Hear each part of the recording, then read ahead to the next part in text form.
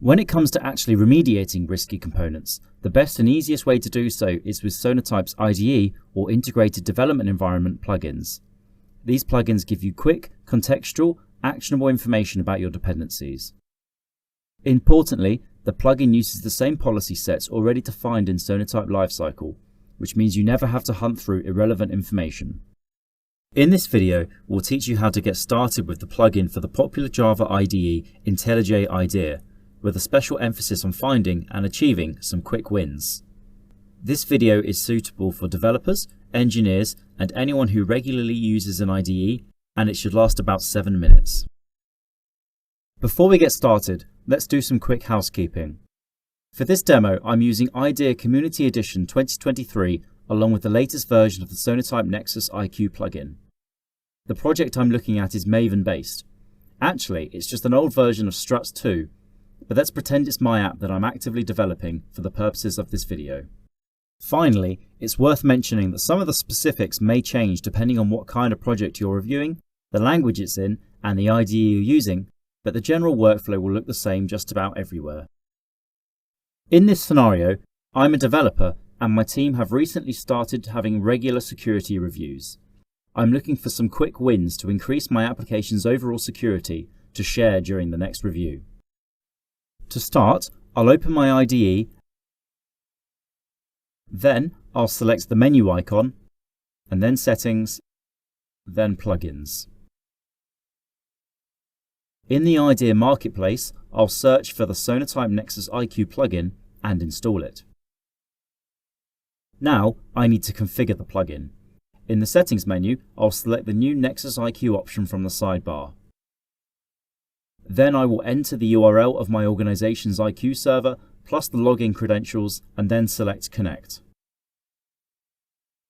Finally, I need to select the appropriate public app ID so that the plugin uses the correct policy set when it performs evaluations.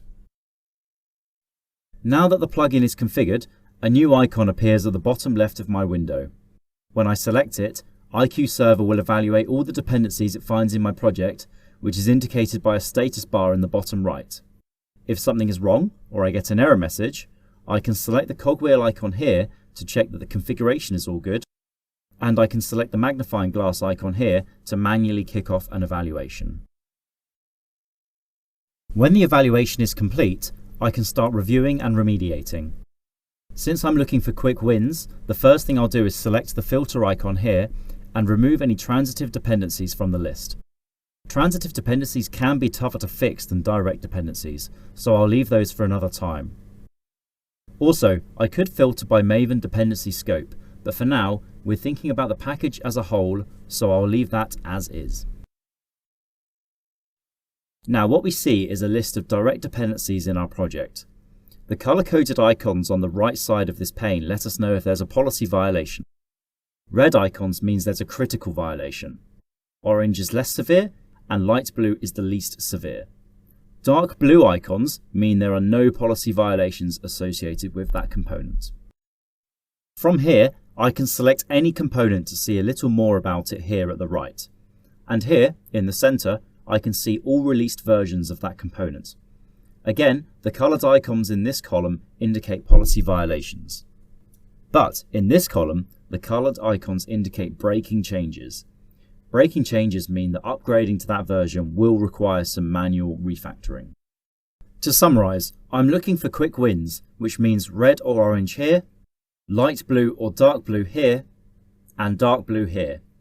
If all those things are true, I can select the Migrate to Selected button here, and the plugin will pin the selected better version of the component into my POM file, instantly migrating me to that better version. First, let's look at Commons-File Upload version 1.4. Now, I know that a new version was released half a year ago, and here I can see that it violates no policies and has no breaking changes. Therefore, I'll select Migrate to Selected. Give that a second to work, and another second to re-evaluate my dependencies now that I've made the switch. The component log4j-core is another one that I think is suspect. Isn't this one of the versions that was implicated in that massive vulnerability back in 2021?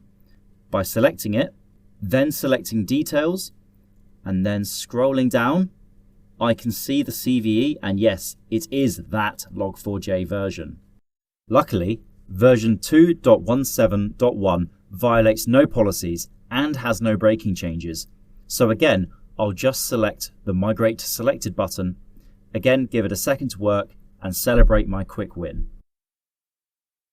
But finding quick wins isn't just about catching critical violations, and the IDE plugin isn't just about fixing big vulnerabilities. For example, JFreeChart version 1.0.19 has a light blue icon because it's violating a low severity policy. Why? I can see that it's because it's 9 years old. The relationship between version, age, quality, and risk is complex, but we can summarize by saying that, everything else being equal, newer versions are usually preferred.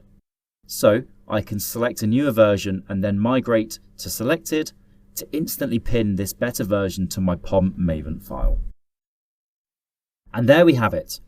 I made 3 improvements to my project in a mere matter of minutes, and I can be confident that these updates didn't break anything. And that's just scratching the surface of the plugin's capabilities. Thank you very much for watching.